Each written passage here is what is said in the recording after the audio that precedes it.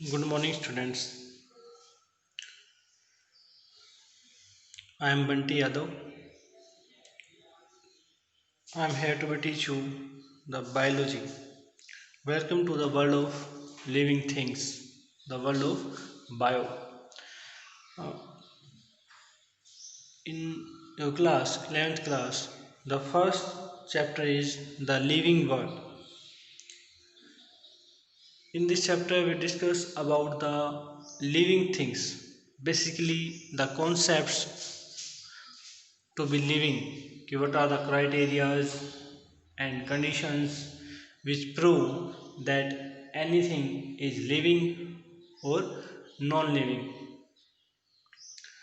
We know life is a unique complex of many molecules, many metabolism process which results into the growth, development, increase of mass, responsiveness, adaptations. So many characters are there. These all characters decide that a proper manner in which we can say that a thing is living or non-living. So we will discuss here some criteria or characteristics which mention a defining character of a living thing. The first character we are taking here, the growth or body is growing or not. The criteria to be define a thing is live or not. The first one is growth. We know living bodies are having a growth pattern. So in this point we discuss about is any non-living body is showing growth or not. Basically we know that when a little child is growing it increases their size, mass, number of cells. But on other thing we see that mountains are also increase their size. So what are the difference and how can we decide growth is a criteria for living thing or not? First is growth means increase size, mass, number of cells. But here we take two examples. First one is non-living thing mountains. Mountains also grow. They also showing growth, but their growth are due to addition of substances from outside. There is no inner growth in the mountains. When the extra silica are deposited on the mountains, they will be increase their size. On other things, as compared to living body, a living cell is showing growth when the changes are occurs inside the cell. So, in living thing, the growth is found inside, inner to the cell. So, growth is not a criteria to be decided. So, we can say that growth is not a defining property of living. But as a normal aspect, we think that growth is a pattern of living world. So it's not a defining property. Next thing is respond to the stimuli. कि, कि body is responsible for their environment, responsible for any change surrounding that body. So here we see that कि non-living things have no stimulus around their environment or towards their environment. If we put a chair in a desert condition, there is no effect on it because it's a non-living body. But when we put ourselves in a hot condition or cold condition, our body start to be react. In hot desert, it start to be maintain low temperature. In cooling conditions, it start to be increase their temperature. So there is a change which occurs due to the surroundings. So, but in this case, a special condition is there. If a patient is in coma is a medical term which is used for a living body when it does not respond to any stimulation but their metabolism is working, means a body is working from inner side but there is no reflex actions to their surroundings. When we call a coma patient, he does not respond, he can see but he cannot tell us what he is saying, does not respond to the environment. A patient which is in coma does not respond to the environment but their body is responding to the medicines or drugs which are injected in their body. So body is showing stimulus. So we can say that respond to the stimuli is a defining property. If a body shows stimulus, we can say that it's living. Third criteria we discuss about it, that is reproduction. Reproduction means reproduce the living things by itself. We increase their numbers, and the bacteria increase their population by the reproduction. But the increase of number is also by the breakdown of a non-living thing. But after breakdown the a non-living thing, it cannot be retain their original size. But a non-living, when a newly born child having a smaller size, but it attains its size as their parents at the maturity. But here some exceptions, like first case, infertile humans. Infertile means sterile, which cannot be reproduced. If a human being lost their capability to be reproduced, either it is living or non-living, we know that that body is living but do not have a capability to be reproduced. Second case, we take examples from animals. The mule is a hybrid, means which is genetically modified, which is a satellite, means non reproducible, they cannot reproduce to a new young one. Mule is found by the hybrid of male donkey and the female horse. It is a hybrid of donkey and horses that cannot be reproduced. So, in these cases, reproduction is not mentioned as the criteria of a living body.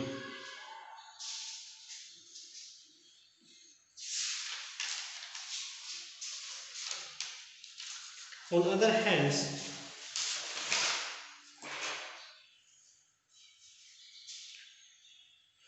we see organization, ki how a body is organized.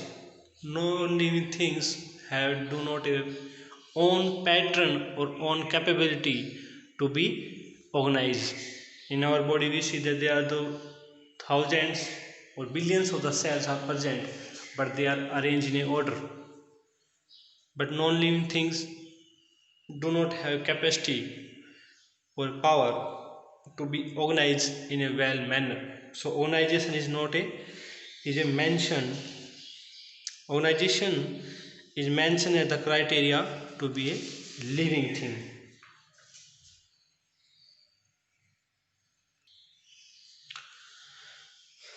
Now we will discuss the fourth criteria, the metabolism.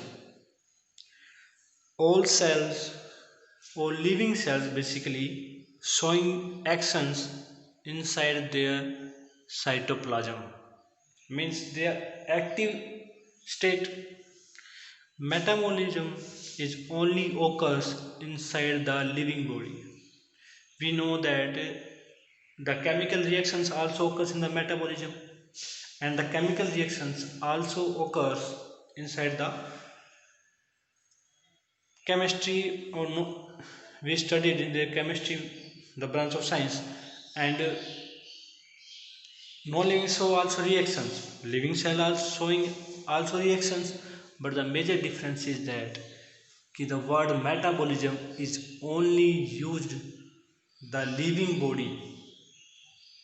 When a living body is showing chemical reactions and produce or help in the development is known as metabolism. Metabolism only showing, or we can say that metabolism is the criteria of a living body. So metabolism is a defining property. Now we will discuss about the whole living world is not similar. They are a very diversity. They are very diverse categories. There are billions of the animals or living body, plants, microorganisms are survive on the earth. They all are not similar. As it is, they are not called by a common name. So there is a branch of science which deals about the name of the organism is studied under the nomenclature. Nomen means name, culture means series or a culture. A branch of science which gives name to the living body. There are two branch of science for different plant and animals. If the naming is for plant, we know that the study of plants is under botany and the study of animals is under zoology. So ICBN is the International Council of the Botanical Nomenclature. ICZN is the International Community for Zoological Nomenclature.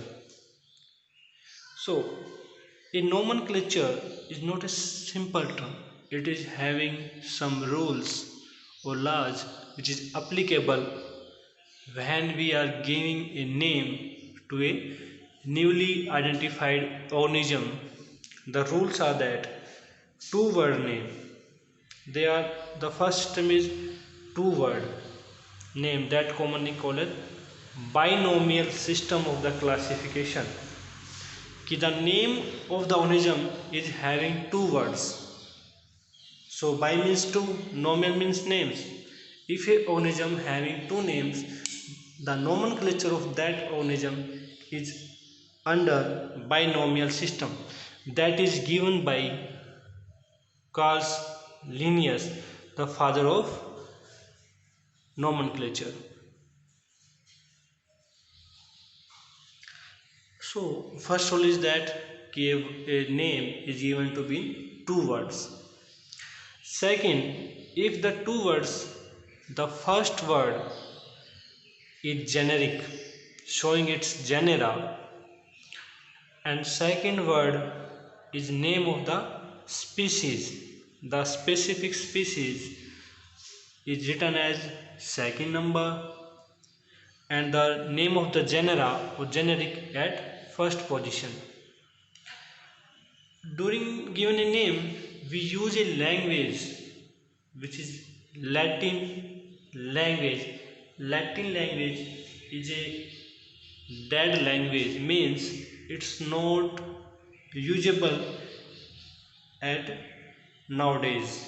So there is no new changement, no new words are there because there is nobody using the language. So no invention of new words.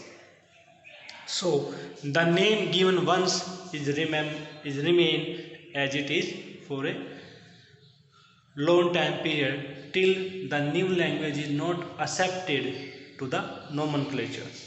So the rule of written or writing the nomenclature having different. If we are going to type it with the help of a typewriter, it should be written as or should be select italics style. If we go into handwritten, if we are writing the name with our hand, it should be underlined. The name of genera and the name of species should be underlined if we are writing it from our hand. If we are taking help of a typewriter, it should be in italics. For example, we are taking an example of the tiger. Tiger is included into big cats. So, tiger scientific name is Panthera tigris. According to this rule, the two words are having name of tiger. The first word is generic name, the second word is species name, and both I am here using handwritten names, so I am here underlined it. If we take another example of mango, the botanical name or the scientific name of the mango is Mangifera indica. Here Mangifera is the genus or generic name and indica is species, means the mango which are growing into the India is known as Mangifera indica. So I hope you all understand the nomenclature of the living word. There are some rules. First rule, the name should be two words, that commonly known as binomial system given by Carl Linnaeus, the father of nomenclature. The second rule is that the first word should be generic, showing genera, and the second word in name of species. The third rule, the language which is used for the writing their names is Latin, because Latin language is a dead language which not usable at common time or common behavior in common lifestyle. So we can take a name from Latin language, it remains for a long time period because there is no invention, there is no new words because it's a dead language. The fourth is, if we are typing the name should be in italic fonts or style. If we are writing the name with the help of pen or with our hands, it should be underlined. We are taking here two examples. First one is tiger. The scientific name of tiger is Panthera tigris. Panthera is a genera and tigris is the species. Here we can take another example, like we are taking lion, it Panthera leo. Leo is a species and Panthera is a generic name. If you are taking an example of plant, that is mango. Mango which grown is indica. Indica means which the mango which species growing in India. So here indica is a species and the genus is Mangifera indica. The whole name is Mangifera indica. I hope you understand the four rules. Now we'll discuss about the next rule of the nomenclature. Here we discuss about the next rule, the rule number 5. The generic name is started with the capital letter. Like example, we have written Panthera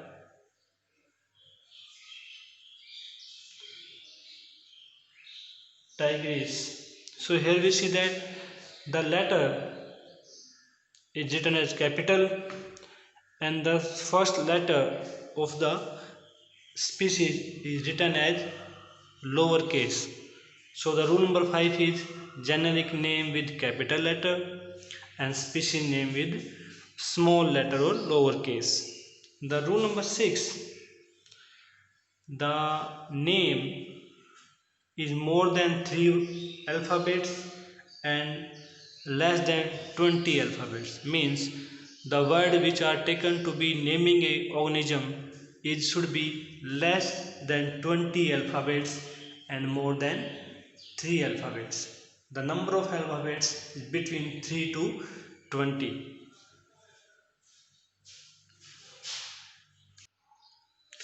So the rule number 6 we have discussed that the name should be between 3 to 20 alphabets. In some cases, the name of scientist or a person which gives the name is also mentioned. Like we take an example of human, the Homo sapien. Here, Homo is the genera, sapien is the species, and Linnaeus means Lin word is from the Carl Linnaeus name, which is a scientist which gives the name to the human. So the name of the person which gives the name is also started with capital letter. Now discuss about the second type of nomenclature, that is trinomial. Here tri means three, nomen means name or level system. In this system, the genera, species and the third is subspecies also mentions. Like we take example of gorilla. So the scientific name of gorilla is gorilla. Here the first gorilla is genus, second species and the subspecies. If we take the name of human, the name of human in binomial is Homo sapien. But if you take in trinomial system, the name of human is Homo sapien. So here the Homo is genus or genera, sapien is species and sapiens is the subspecies. Here we see that a special case in the name of gorilla, the genus and the species having the same name. So when genus and species names are same, that condition is called totonyms. That is totonyms. The totonyms is the condition when the name of genus and the species are same. The totonyms are only applicable on the animals, means only applicable in the zoology. The totonyms are not applicable on the plant or the kingdom plantae and the branch of science, that is botany. So here totonyms only in zoology for animals, not applicable on plants. So here are some rules. There are some another rules that is not mentioned here, that are general rules, not the specific rules. Like why we are taking Latin language, we can use a common language. So the reason for selecting a language which is dead, because common names are changes at different places of different countries, or even a single in a common country with states with specific regions, specific area, the common names are changes. So if we take an example of that, if we are taking example of rose, the rose is called gulab in Hindi. If we are taking the language Hindi, it's called gulab. If you are take Bangla language, it's golab. So when we call Hindi, it's gulab. A person which do not have a knowledge of Hindi, that do not understand what is gulab. If we do not have understand the knowledge of Bangla, we do not know what is golab. So the Latin word is used, which is a common language all over the world into the system of living things to for a proper organism. For example, a single organism having different names in the same language, like human, we can say that insan, admi, na, manav, but we can't take these names because there are so many names for a single species or single organism. So we take a proper language which denote the name of the organism. So we take example of human, the homo sapien. All the humans which are living at the any area of the earth is known as homo sapien. So we take a proper language, and the rule is that once a name is given, do not repeat it. If we give a name to a organism, it cannot be repeated again. Like homo sapien is only for human beings. If a new generation after the evolution is come of human beings or a different animal which is come from human is not having a new name, its name subspecies or subnames, the name is homo sapien, and so on, that will be coming in the future. So there are 6 rules. First one is name should be in 2 words, that is binomial system. The first name is genera, the second name is species. Rule number 3, the language is using Latin language. Rule number 4 is the first word of genera, the first word that is genera is started with capital letter, and the species name is started with lowercase. And if we are typing the name, we have to use italics font. If we are writing the name with hand, with the help of hand, it should be underlined.